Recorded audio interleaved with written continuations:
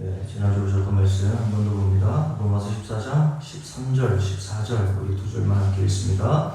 그런즉 우리가 다시는 서로 비판하지 말고 도리어 부딪힐 것이나 거칠 것을 형제 앞에 두지 아니하도록 주의하라.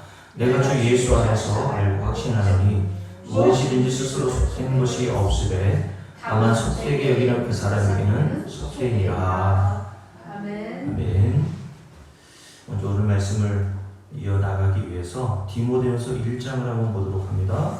디모데후서 1장 말씀을 우리가 찾아보고 이 말씀과 연결해서 오늘 본문을 함께 살펴보도록 할 텐데요. 디모데후서 1장에 보면 바울이 영적인 아들 디모데에게 쓴 편지인 디모데전서가 기록되어 있는 내용인데, 그래서 1절과 2절 말씀에 보면 우리 구주 하나님과 우리의 소망이신 그리스도 예수의 명령을 따라 예수의 사도된 바울은 편지를 보내는 자죠. 이 편지를 보내는 자가 있으면 편지를 받을 만한 수신자가 있을 텐데, 2절 말씀에 보면 그 수신자가 누구인지가 등장하는데, 믿음 안에서 참 아들된 디모데에게 편지하노니 하나님 아버지와 그리스도 예수 우리 주로부터 은혜와 긍휼과 평강이 내게 있을지어다 라고 이렇게 인사하고, 이제 3절부터는 본론적으로 디모데에게 하고 싶은 말을 바울이 이어가고 있는 내용이 기록되어 있습니다. 자, 3절 말씀을 쭉 읽어볼게요. 내가 마게도냐로 갈 때에 너를 권하여 에베소에 머물란 것은 어떤 사람들을 명하여 다른 교훈을 가르치지 말며, 그러니까 에베소 교회에 들어온 어떤 자들이 있는데 그들이 교회 안에 들어와서 뭘 가르쳤다고요? 다른 교훈을 가르치고 있었단 말이에요.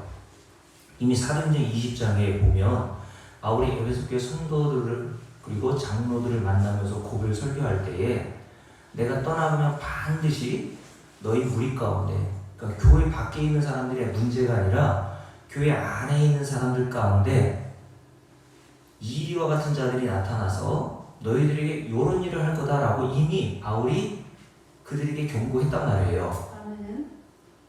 그러니까 교회 안에서 진짜 위험한 사람들 중에 위험한 사람은 사실은 뭔가 안다고 하는 사람들이 위험할 수가 있거든요. 그래서 바울이 이렇게 경고했음에도 불구하고 에베소 교회에 어떤 자들이 나타나서 복음이 아닌 다른 교훈을 가르치기 시작했단 말이죠.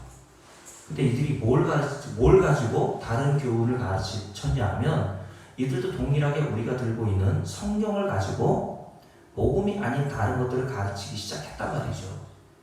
요즘 시대도 동일합니다.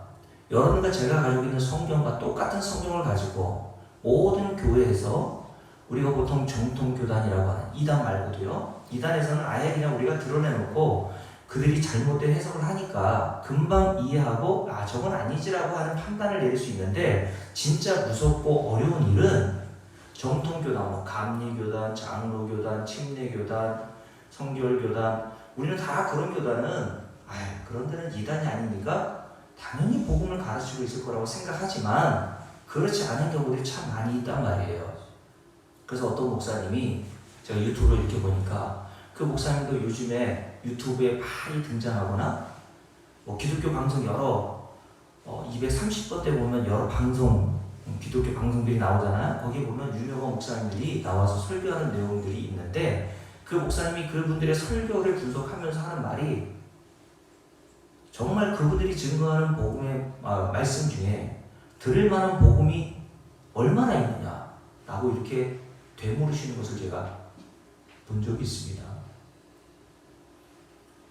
그러니까 정통교단이라고 하는, 그리고 큰 대형 교회라는 곳에서도 오늘 바울이 디모데에게 했던 말과 같이 에베소 교회 성도들에게 다른 교훈을, 무엇을 가지고? 성경을 가지고 가르칠 수 있다는 거예요. 그러니까 여러분들이 말세가 되면 될수록 디모데후서 말씀에 보면 말세가 되면 이런 때가 나타난다고 했을 때, 바로 뒤에니까 찾아볼게요. 디모데후서 4장을 볼게요. 이것도 바울이 디모데에게 보내는 편지인데 이렇게 얘기하죠. 3절 보세요. 4장 3절 함께 읽습니다. 때가 이르리니, 어떤 때? 3장 1절이면 말세에 고통당하는 때가 이르러라고 시작했잖아요. 그 말세를 얘기하는 거예요. 그러니까 지금 우리가 사는 이 시대도 역시 말세겠죠. 말세 이제 언제부터 언제까지라고 하냐면 예수님이 이 땅에 오셨을 때부터 예수님이 재림하실 때 전체의 기간을 말세라고 한단 말이에요. 말했습니다. 그러니까 우리가 디모데후서 제가 뭐라 그랬나요? 디모데후서 3장 4장을 지금 보고 있는 거예요. 자, 3절 4장 3절이 보면 때가 이르리니 라고 했을 때 그때는 언제라고 했어요? 3장 1절 말세에 고통당하는 때라고 말씀한 것처럼 요 때를 얘기하는데 요 말세는 언제부터 언제까지라고 얘기했죠? 예수님이 초림 때, 이 땅에 오실 때부터 재림하실 그때까지 전체의 기간을 다 말세라고 한단 말이라고 이야기를 드렸어요. 그러니까 초대교회 성도들, 이 성경에 쓰여진 2000년 전에 초대교회 성도들 그들이 살고 있었던 때도 말세고 지금 우리가 2000년 후에 살고 있는 이 시대도 말세란 말이에요. 근데 말세가 되면 될수록 이런 때가 더 될 거라고 바울이 디모데에게 성령의 감동을 받아서 썼는데 어떤 일이 일어난다고 말씀하냐면 3절, 4장 3절입니다. 함께 읽을게요. 때가 이르니 사람이 뭘 싫어요? 바른 교훈을 받지 아니한다. 그래서 왜 받지 않을까요? 싫으니까 안 받는 거예요. 여러분 돈 주면 안 받아요? 돈은 애들도 좋아한다니까요. 파란 거, 노란 거 어느 거 가질래? 그래 봐요. 초등학교를 안 들어간 아이들도요 노란 거 달라고 한다니까요. 근데 왜 바른 교훈을 받지 않냐면 사람들이 바른 교훈이 뭔지를 모르니까. 바른 교훈은 복음 아닙니까? 복음은 복된 소식, 좋은 소식이라는 뜻인데 교회 와서도 그 복음과 좋은 소식이 뭔 줄 모르니까 복음을 증거해줘도 복음을 받으려고 하지 않는 시대가 온다는 거예요. 그러니까 목회하기가 굉장히 어려운 시대가 바로 지금입니다. 자, 다시 때가 이르니 사람이 바른 교훈을 받지 아니하며 귀가 가려워서 자신의 사욕을 따를 스승을 많이 두고 또 그 귀를 진리에서 돌이켜 허탄한 이야기를 따르리라. 진리는 누구? 요한복음 14장 6절에서 예수님이 뭐라 했어요? 나는 길이요 진리요 생명이라고 그랬죠. 예수 그리스도의 십자가의 복음을 듣기를 원하지 않아요.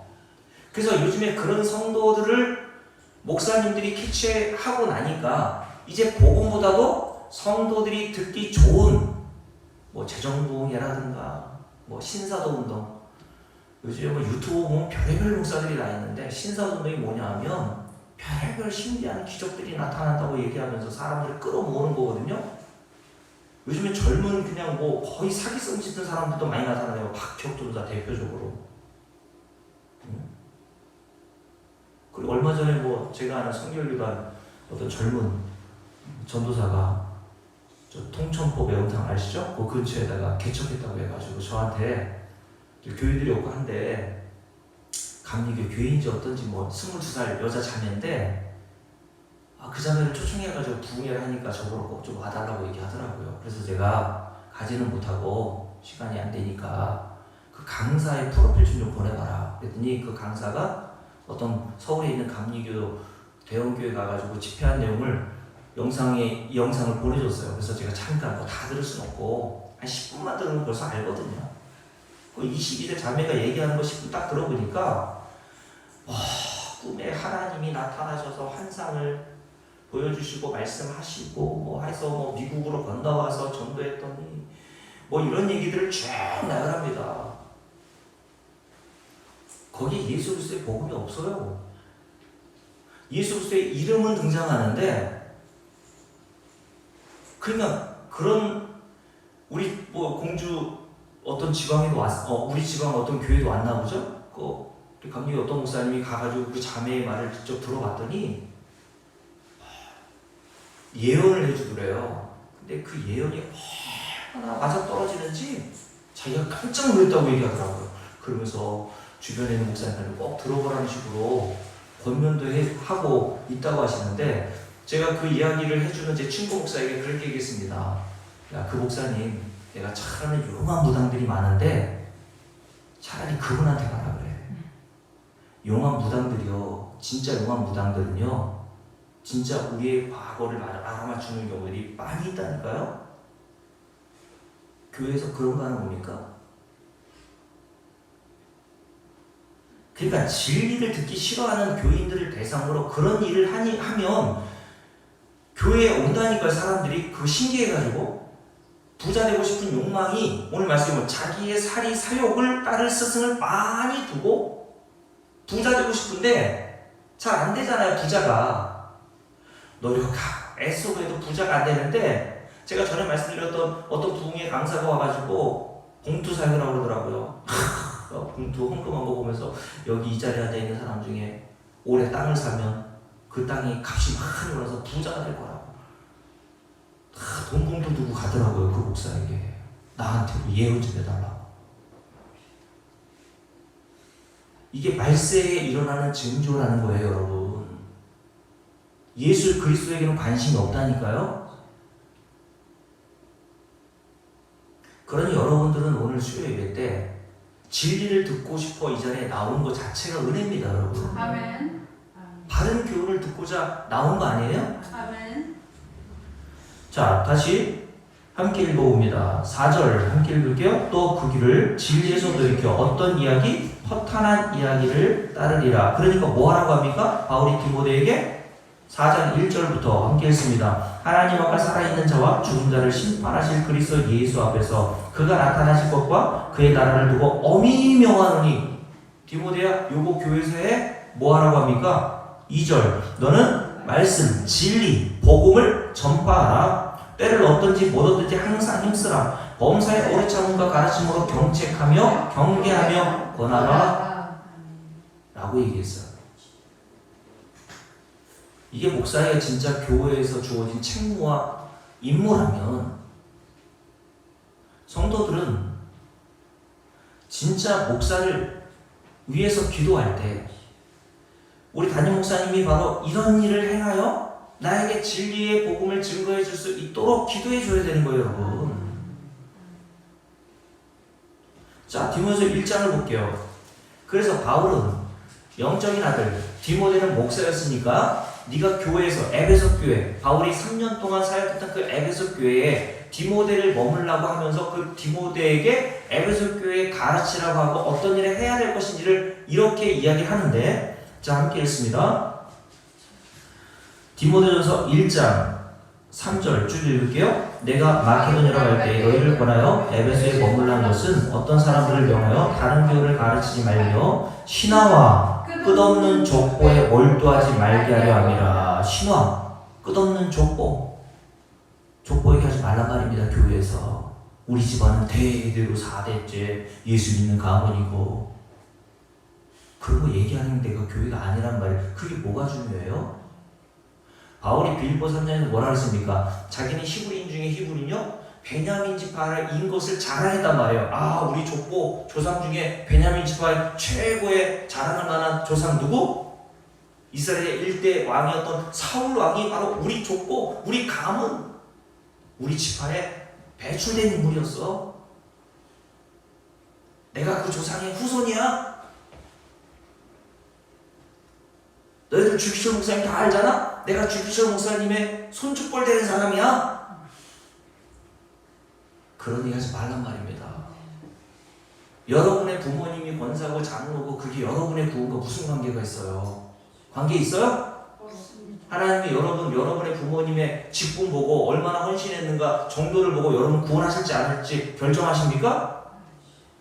인간은 다 각자인 거예요. 이 세상에서나 부모고 자식 관계가 유지되는 거라고 말씀드렸잖아요. 죽음 이후에는 예수 그리스도를 믿는 자들만 형제입니다.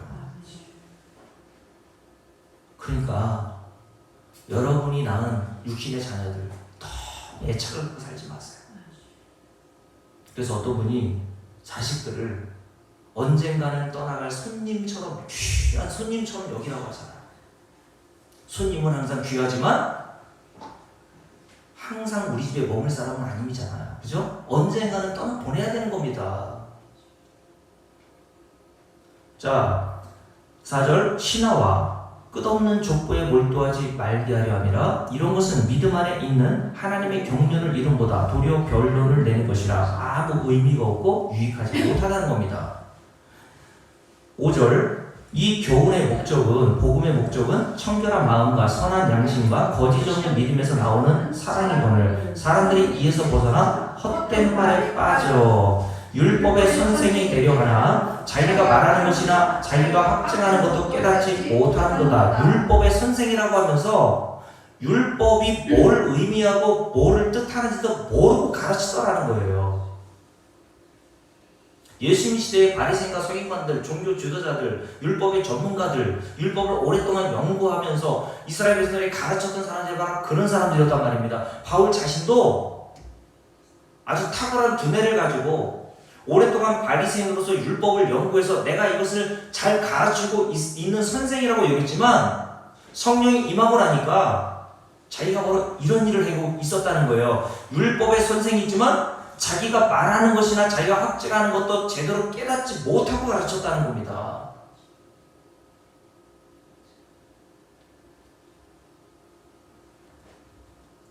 그래서 8절 말씀을 보십시오. 함께 읽습니다. 그러나 율법은 사람이 그것을 적법하게 쓰면 선한 것임을 우리는 아노라. 하나님 주신 율법, 요걸 어떻게 쓰면?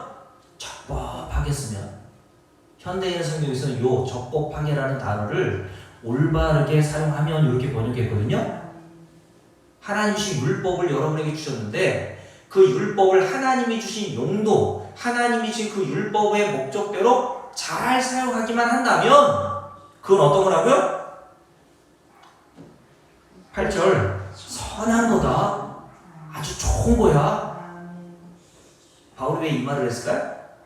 하나님이 율법을 그 선한 데 쓰라고 주었더니 그 선한 용도로 인간들이 쓰지 못하고 쓰지 말아야 될 용도들을 쓰더라는 거예요.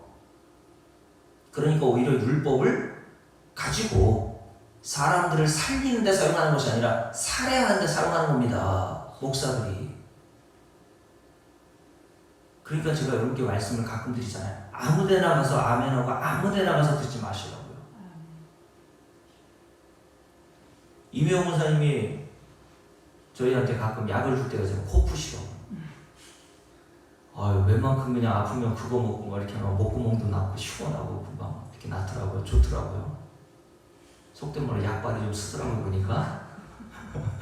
그래서 챙겨주시고 하시는데 그 약도 약을 사용할 때의 용법이라는 게 있잖아요.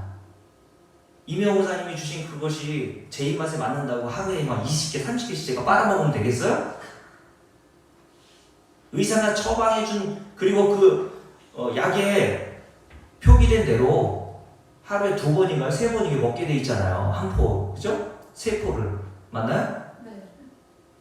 아침, 점심, 저녁만 먹으라는 거예요. 맛있다고 10개 쓰는 게 먹고 하면 오히려 그 선한 것들이 저에게는 뭐가 돼요? 약이 아니라 해가 되는 거예요.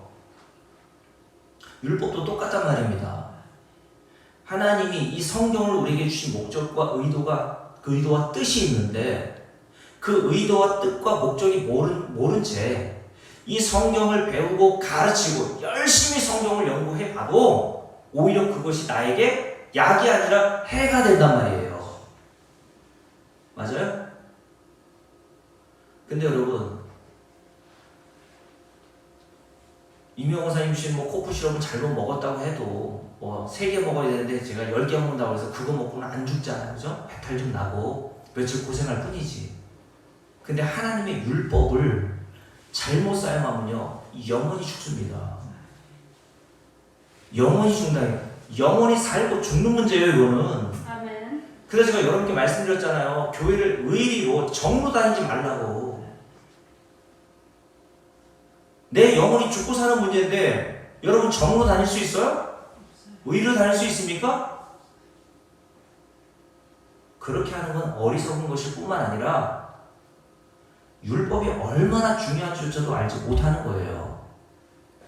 여러분 고린도 3장을 볼게요. 바울이 그래서 고린도 후서 3장에 보면 이렇게 얘기했습니다. 자, 오늘 본문하고 연결해서 제가 말씀을 드리려고 여러분들께 이야기를 서두를 이끌어가는 건 중입니다. 자, 고린도후서 3장을 보세요. 고린도후서 3장에 보면 바울이 고린도교 성도들에게 이렇게 이야기를 했죠. 자, 6절 함께 읽습니다. 그가 또한 우리를 새 언약의 일꾼이 되게 만족하게 하셨으니 율법 조문으로 하지 아니하고 오직 영으로 함이니. 자, 줄을 보세요. 율법 조문은 죽이는 것이요. 자, 율법 조문 문자는 우리를 죽이는 겁니다. 그러나 영은 살리는 것입니다. 성령이 임하지 않은 채 성경을 보고 성경의 문자대로 그렇게 행하려고 하는 사람들은 율법으로 인하여서 오히려 사망에 이르게 되는 거예요. 율법, 다른 성경에 보면 율법 조문을 가리켜 문자라고 얘기했거든요. 성경 문자를 그대로 적용해서 그렇게 하라는 줄 알고 살아가려고 노력하고 그렇게 하는 것이 옳다고 생각하면서 성경을 보는 자들은 오히려 그 율법이라는 것에 맞아서 죽는단 말이에요. 그러나 하나님의 영은 그 율법을 가지고 하나님 말씀을 우리를 어떻게 하세요? 살려내신단 말입니다. 그러니 이 율법이 얼마나 중요합니까? 율법을 제대로 적법하고 올바르게 사용하느냐 그렇지 않느냐가 우리의 영혼에 죽고 사는 문제니까 얼마나 이것이 중요한 문제냐는 거예요, 여러분. 제가 얘기한 게 아니라 오늘 바울이 오늘 고린도서 3장에서 이렇게 얘기하잖아요. 율법 조문은 어떻게 하는 것? 죽이는 것이요. 하나님의 영신 성령은 그 율법으로 우리를 살려내는 것이라고 얘기했습니다. 그러면서 7절 말씀 보세요. 여기도 돌에 서서 새긴 어떤 율법? 죽게 하는 율법 조문의 직분이라고 얘기했어요. 십계명, 돌판에 새긴 그 십계명이잖아요. 1계명부터 10계명까지 그리고 거기서 파생된 여러 가지 계명을 613가지라고 유대인들이 생각하여 그 율법 조문 하나하나를 지키려고 했잖아요. 그렇게 하는 게 하나님의 율법을 통하여서 죽이는 거예요. 요렇게 살아야 돼, 요렇게 해야 돼. 하나님 말씀을 봐. 안식일 교회가 왜 이단입니까? 안식일의 참된 의미를 모른 채 야, 안식일에는 유대인들처럼 문자 그대로 토요일 날이 안식일이니까 그날 지켜야 옳은 거야. 그런 식으로 가르치는 게 율법을 가지고 사람을 죽게 하는 겁니다. 요한복음 5장에서 주님께서 당시에 그렇게 율법을 열심히 지키어 안식일을 금쪽같이 여겼던 유대인들과 바리새인과 서기관들 앞에서 요한복음 5장에 베데스다 연못에 가셔서 38년 된 병자를 고치시잖아요. 언제? 안식일 날. 여러분 희한하지 않습니까? 38년 동안 베데스다 연못에 가서 있을 정도로 중환병에 들려 있다면 유대인들이 그렇게 안식일을 철석같이 중요하게 여기고 안식일에 일하는 것에 대해서 그렇게 금령까지 내려서 엄격하게 지키라고 했다는 것을 예수님도 아셨다면 그 다음날 오시면 안 되죠? 문제의 소지를 일부러 만들 필요는 없잖아요. 그렇잖아요? 아니 38년 동안 알았는데 하루 늦게 고쳐준다고 무슨 의미가 있어요? 그냥 고쳐주시기만 하면 내일 오셔도 좋고 내일 오셔도 좋잖아요. 근데 예수님은 꼭 38년 된 병자를 언제 고치셔요? 안식일날 고치셨단 말이에요. 그래서 그 문제 때문에 유대인들이 들고 일어나죠. 너 안식일날 왜 일하냐? 예수님께 따져 묻잖아요. 내일은 없어? 내일 오면 되잖아. 내일 와서 고쳐주면. 예수님이 시간 없어서 그날 고치신 겁니까? 주님께서 일부러 그 일을 하신 거예요. 아멘. 안식일의 주인은 누구다? 나다. 아멘. 안식일 그 날 자체를 너희들이 주목하지 마. 안식일이 비춰주고 안식일의 실체는 바로 난데 너희들이 그 나를 지키느냐고 나를 멸시하고 안식일이 가지고 있는 의미와 뜻과 그런 것들을 하나도 모른 채 여태까지 안식일을 열심히 지켜온 것은 하나님 앞에 아무런 도움도 되지 못한다라고 얘기하신 거예요. 아멘. 그래서 주님께서 뭐라고 하십니까? 내 아버지가 일하시니 나도 일하는 거야. 아멘. 그러니까 뭘 하는 거예요? 너희들은 안식해. 구원이라는 거는 성부 하나님과 성자 아들이신 예수 그리스도가 일하심으로 우리가 거저 얻는 거예요. 아멘. 그래서 우리가 안식하는 겁니다. 아멘. 우리가 뭘 해가지고 보태가지고 끝까지 구원을 내가 그냥 지키려고 아둥바둥 해가지고 결국 지켜서 하나님 나라 들어가는 게 아니라 38년 된 병자가 뭘 원했습니까? 예수님이 왔는데 예수님이 몰라봤어요. 예수님이 하나님의 아들이심을 알고 천지를 창조하신 분이심을 알았다면 38년 된 병자가 예수님께 내 병 좀 고쳐달라고 했을 텐데 예수님이 오시니까 한탄하잖아요. 신세 한탄. 38년 된 병자가 그 베데스다 연못에 잠깐 물이 동할 때가 있다고 해서 전설이죠. 먼저 물이 동할 때 먼저 들어가는 자가 낫는다라고 하는 전설을 믿고, 그러니까 의원들과 여러 처방들을 받았지만 나았지를 않으니까 유일하게 그 전설에 의지해서 그렇게 누워 있는데 물이 동하면 누가 먼저 제일 들어가요? 제일 먼저 들어가요? 자기는 일어나지도 못하는데 우리 이미 목사님 무좀으로 걸려가지고 무좀 나으려고 거기 왔어요. 물이 동하면 양보할까요? 내 무좀 하나 더 낫겠다고, 그러니까 38년 된 병자가 들어가지도 못하고 신세 한탄하면서 주님께서 오셨는데도 주님께 요청하지도 않은 채 들어가려면 저 이미경이 먼저 들어가고 들어가려면 저 이금희가 또 그냥 위장병이 있다고 먼저 들어가고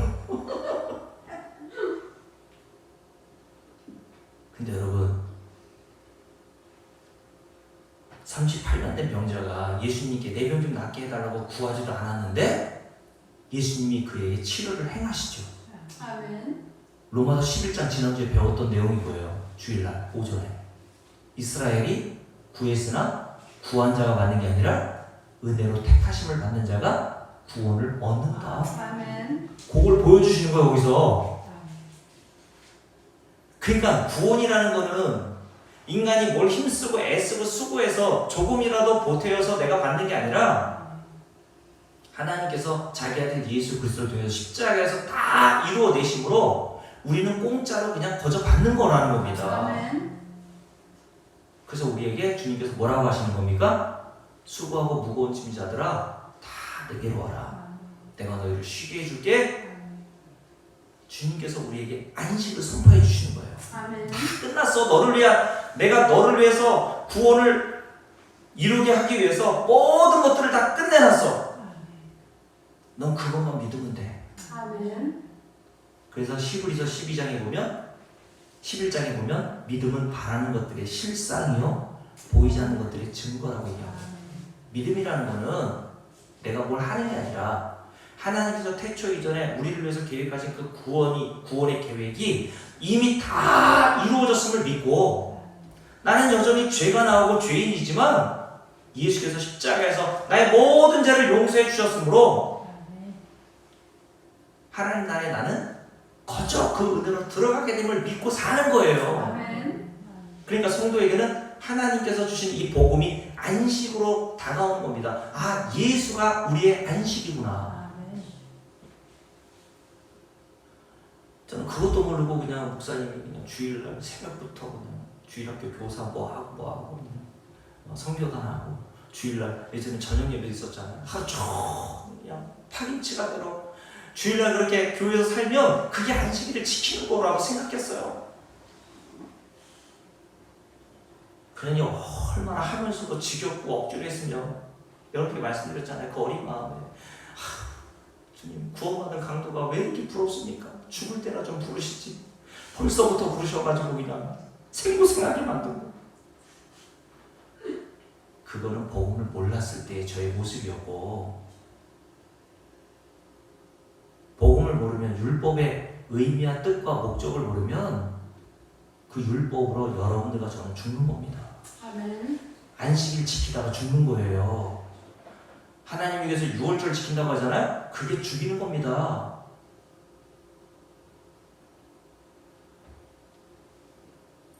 여호와의 성전이라고 하는 거짓말을 믿지 말라고 예레미야 선지자를 통해 하나님 말씀하셨잖아요. 건물이 성전이 아닌데 지금도 성전 건축 예배 봉헌 예배 드린다고 하는데 그런 거짓말을 믿지 말래잖아요. 아멘. 그거는 다 모형과 그림자라 그랬잖아요. 요한복음 2장에서 예수님이 자기를 가리고 뭐라 했습니까? 내가 바로 성전이야. 아멘. 자, 함께 읽어볼게요. 7절.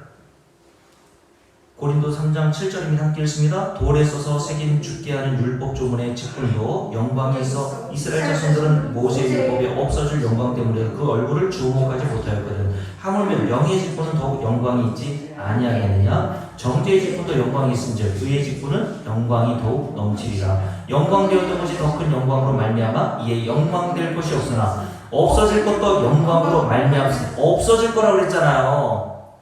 구약의 모든 하나님께서 이거 지켜 저거 지켜 이런 것들은 실체이신 예수 그리스도를 여러분들이 깨달으면 그거 다 없어도 되는 거예요.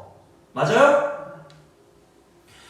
없어질 것도 영광으로 말미암았은즉 길이 있을 것은 더욱 영광 가운데 있느니라. 우리가 이 같은 소망이 있으므로 담대히 말하노니 우리는 모세가 이스라엘 자손들에게 장차 없어질 것에 여기도 장차 없어질 것이라고 얘기했잖아요.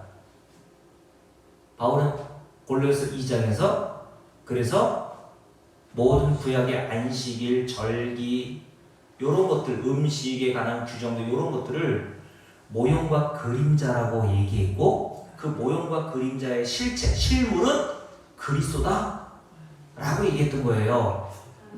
예수 그리스도를 나타내기 위한 그림자 모형은 여러분들이 실체이신 예수 그리스도를 그 모형과 그림자를 통해서 깨닫게 하려고 주신 것이지 그것 자체가 중요한 게 아니라는 거예요. 맞아요?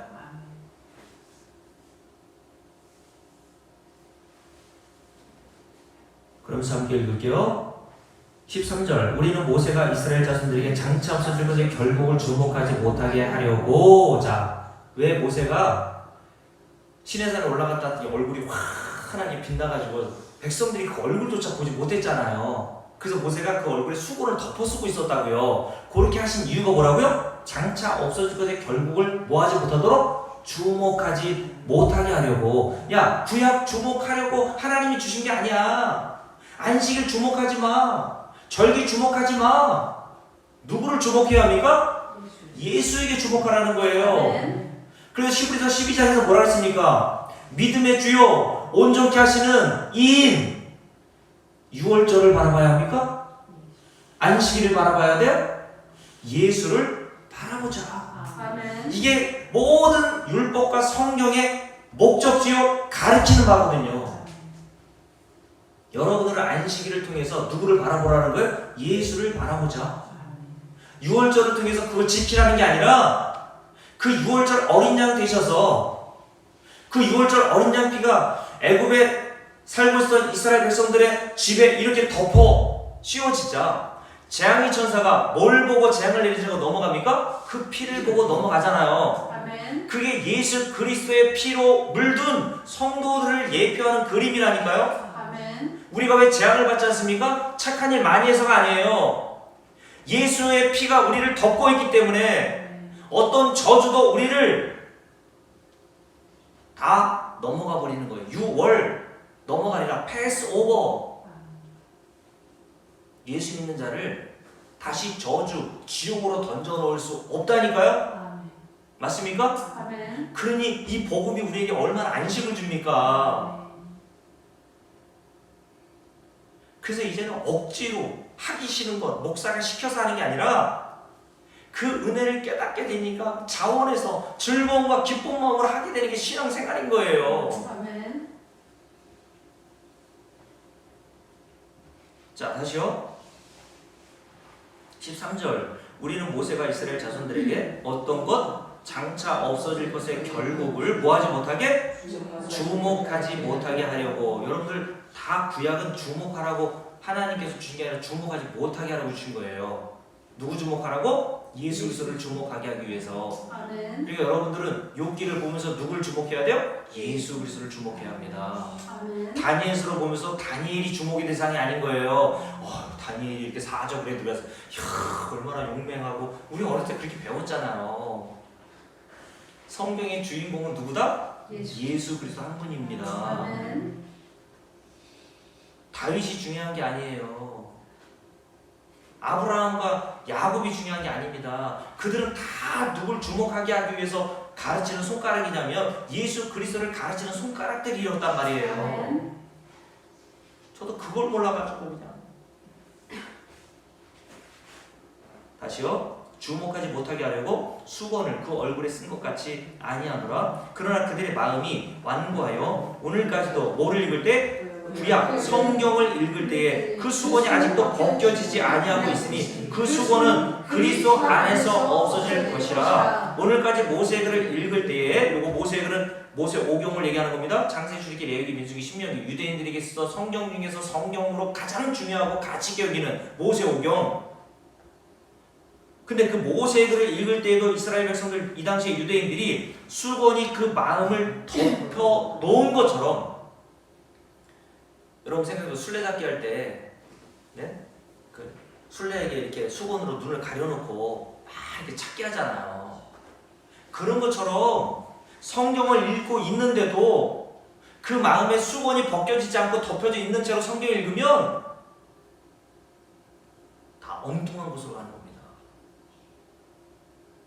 그래서 맹인이 맹인을 인도한다라고 주님께서 말씀하신 건데 이런 상태에서 16절 말씀에 보면 이런 말씀하시죠. 함께 읽을게요. 그러나 언제든지 누구에게로? 주께로 돌아가면 그 수건이 벗겨지리라. 아멘. 아멘. 주께로 돌아간다는 뭡니까? 모든 성경을 예수 그리스도를 관점으로 보게 되는 거예요.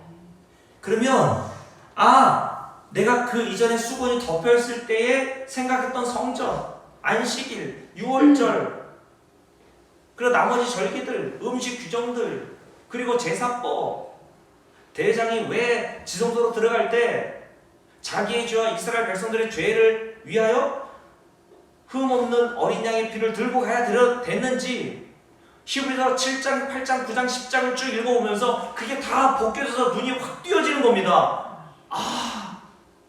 성경은 일관되게 예수 그리스도 한 번만 증거하고 있었구나. 아멘. 요걸 모르면요, 여러분 성경을 제대로 읽지 못하고 있는 거예요. 17절 함께 읽습니다. 주는 영이시니 주의 영이 계신 곳에는 자유가 있느니라. 우리가 다 수건을 벗은 얼굴로 거울을 보는 것 같이 주의 영광을 보매 그와 같은 형상으로 변화하여 영광에서 영광이 이르니 곧 주의 영으로 말미암음이니라 라고 말씀하세요. 자, 디모데후서 1장 율법을 적법하고 올바르고 하나님이 주신 대로 그대로 사용을 잘하면 선한 것이라고 얘기했죠. 근데 그 율법은 누굴 증거하고 누굴 가리키고 있었다? 예수 그리스도를 가리키고 있었다고 얘기했어요. 아멘. 근데 유대인과 바리새인과 서기관들은 율법을 열심히 연구하고 가르치고 있음에도 불구하고 성경의 목적과 의미와 뜻을 모르니까 문자 그대로 요건 요렇게 행해야 돼, 저건 저렇게 행해야 돼. 레위기 11장에 음식 요거 돼지고기 먹지 말라 그랬지? 먹지 마. 지금도 이제 돼지고기 안 먹잖아요. 안식교 우유도 안 먹는다고 지난주에 말씀드렸잖아요. 두유 먹고 살지 않습니까?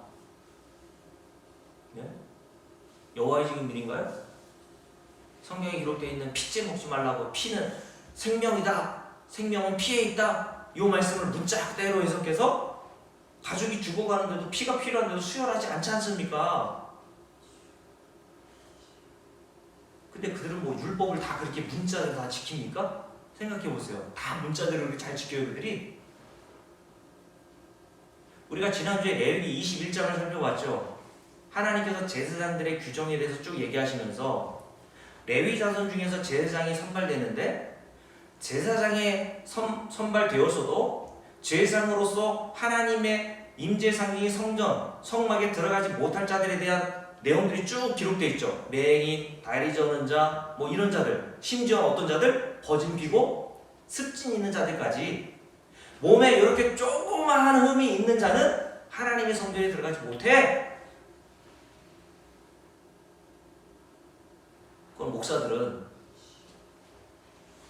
제가 어렸을 때만 해도 목사님들이 우리 가르칠 때 구약에 기록되어 있는 제사장이 목사들이라고 얘기하면서 그래서 가운도 막 입고 막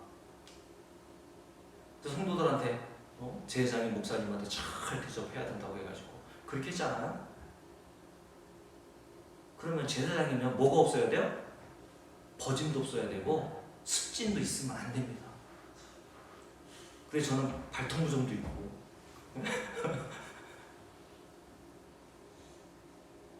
여러분 그런 규정들을 다 따진다면 여러분들은 성전에 들어오기 전에 뭐부터 해야 되냐면 건강검진부터 다 머리부터 발끝까지 다 하고 들어오셔야 돼요.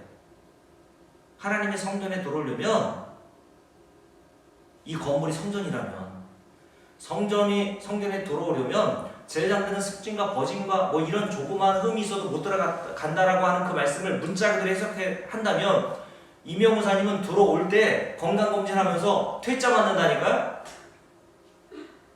이금희 권사님 누구죠?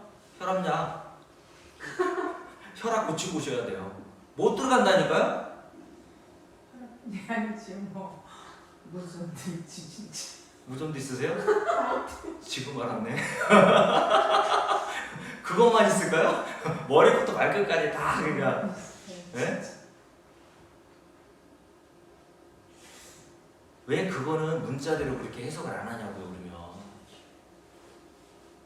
장로 고신 측의 어떤 교단은 지금도 여자 목사들에게 목사라서 안 주거든요. 왜냐하면 바울이 여자들은 교회에서 잠잠하라고 그랬거든요. 여자들은 교회에서 잠잠해. 그것을 문자 그대로 해석해가지고 야 여자는 설교권이 없다는 거예요. 잠잠하라고 그랬잖아. 여자 목사 안에서 안 줍니다 거기는. 그럼 지들은 말씀대로 살아요? 그러니까 성경을 취사 선택하고 있는 거예요. 취사 선택. 자기가 할 수 있는 거는 받아들이고 좋은 거는 받아들이고 이거는 못할 것 같아. 그러면은 안 해도 되는 걸로. 그래서 교회에서 뭐 일천번째 가르치고 있는데 언제 일천번째 하라고 그랬습니까 성경에? 일천번째의 의미와 뜻도 모르니까 성도들에게 그 율법으로 죽이는 거예요. 성도들은 순진한 게 아니라 무식한 거죠. 무식하니까 목사가 하라는 대로 그냥.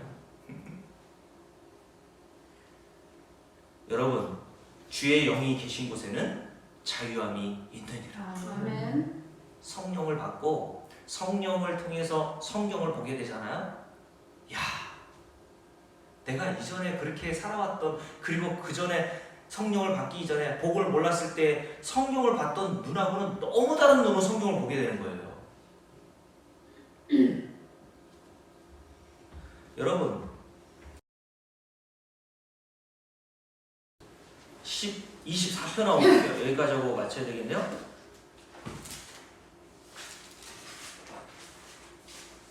시편 24편에 보면 율법을 적법하게 사용하면 선한 것이라고 얘기했잖아요.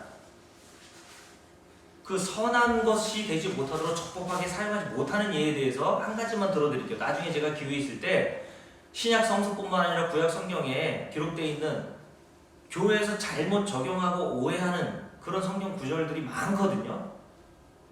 그럴 기회가 있으면 좋겠는데, 자 3절 볼게요. 함께 읽습니다. 여호와의 산에 오를 자 누구며 그의 거룩한 곳에 설 자가 누구인가. 자, 여호와의 산이라는 것은 예루살렘을 얘기하는 것이고, 거기 예루살렘에는 하나님의 성전이 지어져 있잖아요. 그러니까 하나님의 성전은 하나님의 임재의 상징이었고, 하나님 나라에 들어갈 자가 과연 누구인가? 이걸 묻는 거예요. 근데 어떤 자가 들어간다고 합니까? 4절 함께 읽습니다. 곧 손이 깨끗하며 마음이 청결하며 뜻을 허탄에 두지 아니하며 거짓 맹세하지 아니하는 자로다. 그는 여호와께 복을 받고, 어떤 자가 복을 받습니까? 그는 이랬으니까 손이 깨끗하고, 여러분의 손으로 한 번도 죄진 적이 없어야 된단 말입니다. 손이 깨끗하다는 뜻은 마음이 청결해야 돼요.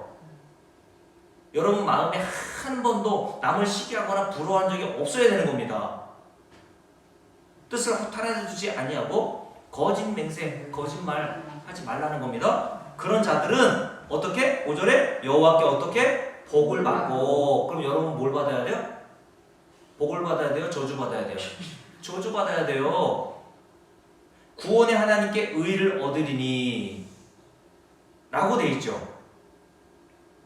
그러면 요거를 요 말씀만 딱 놓고 여호와께 복을 받고 하나님께 의를 얻으려면 마음이 깨끗하고 손이 청결하고 거짓말하지 말고 마음 뜻을 허탄한 데 두지 말라고 하는 요 말씀과 같이 요렇게 행하라고 가르치는 목사들이 있죠. 그거 말씀으로 죽이는 겁니다. 이렇게 살 수 있어요? 그렇다고 살 수 없으니까 에이 뭐 살 수 없는 거 할 수 없지 뭐 그렇게 하라는 말이 아니라 열심히 한번 해보시라는 거예요. 여러분 열심히 해봐야 한다 그랬죠. 먹어봐야 똥이지 된장인지 알듯이 여러분들이 이렇게 살아보려고 해야 이거 안 된다는 거 알잖아요. 그러니까 이렇게 살라고 이 말씀 하신 게 아니라 그 뒤에 이렇게 나오죠. 그러면 결국 여호와께 복을 받고 여호와의 성전 하나님 나라에 들어갈 자가 누구라고 얘기하냐면 7절 말씀 보십시오. 함께 읽을게요. 문들아 너희 머리를 들지어다. 영원한 문들아 들릴지어다. 영광의 왕이 들어가시리로다. 누가 들어가요? 하나님 성전에? 영광의 왕이 들어가시리로다. 아멘. 근데 그 영광의 왕이 어떻게 하나님 나라에 들어갑니까? 그분은 손이 깨끗하고 마음이 청결하며 뜻을 허탄하게 두지 아니하시고 거짓 맹세하지 아니하셔야 될 거 아니에요. 아멘. 그럼 이 영광의 왕이 누구라는 얘기예요? 예수. 예수 그리스도 한 분밖에 없다는 거예요. 아멘. 하나님 나라에 이렇게 과감하게 문들이 활짝 열리고 주님이 딱 문 앞에 서면 문이 활짝 열린다니까요. 천국의 문이 우리가 문 앞에 서면 안 열린다니까요. 영광의 왕이 들어가시리로다. 8절 영광의 왕이 누구시냐? 강하고 능한 여호와시요. 여호와는 예수 그리스도도 여기에 포함되어 있는 겁니다. 아멘. 전쟁에 능한 여호와시로다. 문들아 너희 머리를 들지어다. 영원한 문들아 들릴지어다. 영광의 왕이 들어가시리로다. 영광의 왕이 누구시냐? 만군의 여호와께서 곧 영광의 왕이시로다. 아멘. 아멘. 계속 누구밖에 없다는 거예요? 예수밖에 없다. 아멘. 그러니까 여러분과 제가 하나님 나라 들어가려면 여러분이 행했던 수고와 공로와 이런 것들 다 내던지고 영광의 왕으로 하나님 나라 들어가신 예수 그리스도를 붙들라는 거예요. 아멘. 마음을 깨끗하게 하고 손을 깨끗하게 하고 마음을 청결하게 하고 이렇게 살아서 하나님께 복을 얻으라고 주신 말씀이 아니라 예수 믿는 자가 바로 복 얻은 자야 아멘. 라고 말씀하시는 겁니다. 여러분 성경이 얼마나 이렇게 재밌습니까? 하나님께서 주의 영을 여러분과 저에게 더 충만하게 부어주셔서 금리발로 변하는 게 아니라 주의 영이 계신 곳에는 자유함이 있다고 하셨으니까 이 모든 성경에 기록되어 있는 목표 지점인 예수 그리스도를 여러분들이 알아보게 되기를 주의 이름으로 축복합니다. 아멘.